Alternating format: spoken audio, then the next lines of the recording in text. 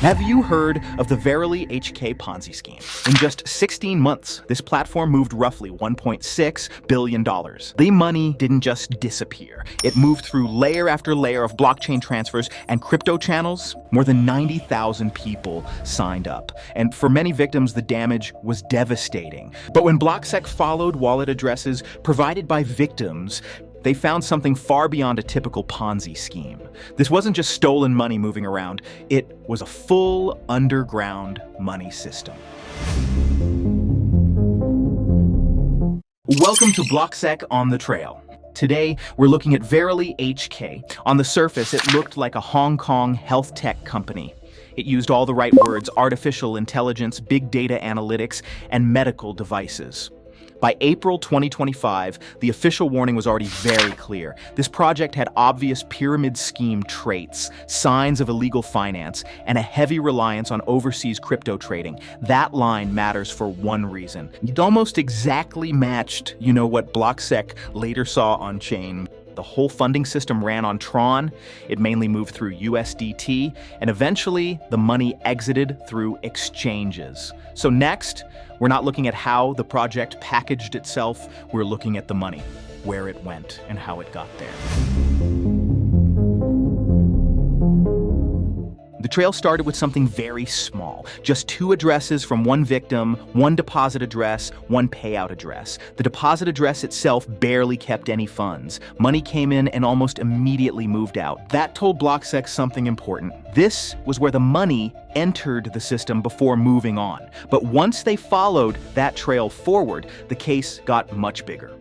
On-chain, the findings revealed a layered system, multiple stages, rotating wallets, and several payout routes. They started by tracing one payment and ended up uncovering an entire system. When BlockSec laid out the full picture, VerilyHK's on-chain money flow looked like a 4-layer funnel. A deposit layer where victims paid in, a collection layer that gathered the funds, an intermediate layer that kept the money in motion, and a bridge and payout layer feeding 2 parallel exit lines, ending at an exchange. Let's walk through each layer.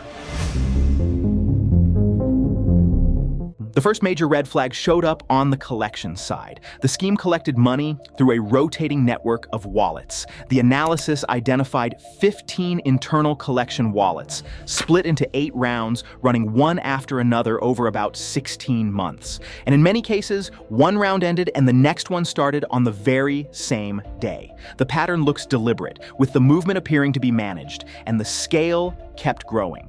By the final round, the system processed more than $900 million in under 4 months. One caveat: the full $1.64 billion figure is a top-end estimate, not the exact victim loss, because some money may have been recycled inside the system and counted more than once. But even with that caveat, the scale is enormous.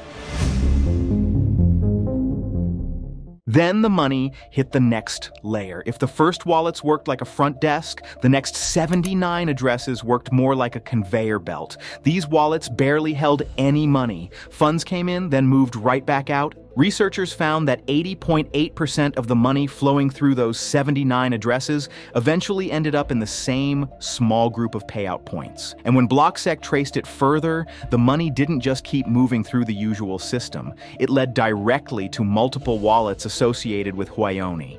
Now that alone doesn't prove exactly who was behind it, but it does tell us something important. The routing pattern looks more like a laundering channel. Funds move through multiple layers before heading toward an exit.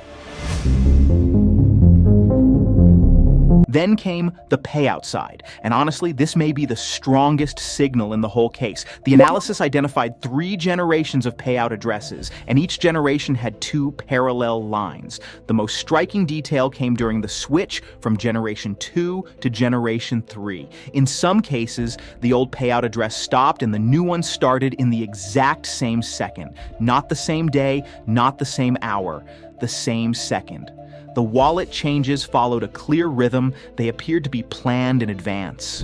Before each payout round, there were bridge addresses gathering funds and feeding them into those payout lines. The wallets were arranged as a payout system. Funds moved from one step to the next in a clear sequence. Keep following the money, and you hit one more critical clue. The two third-generation payout lines follow different paths. But in the end, part of both flows ended up at the same sex hot wallet. That tells us something very important. The money kept moving through the chain, and at least part of it was heading toward a real exchange exit. When you put the findings together, a clear picture emerges, and that is what makes this case so disturbing. The traces were there on-chain the whole time, and that may be the scariest part of all. Something this organized, this deliberate, and this large could keep running anyway. This is BlockSec On the Trail. Subscribe for the next episode.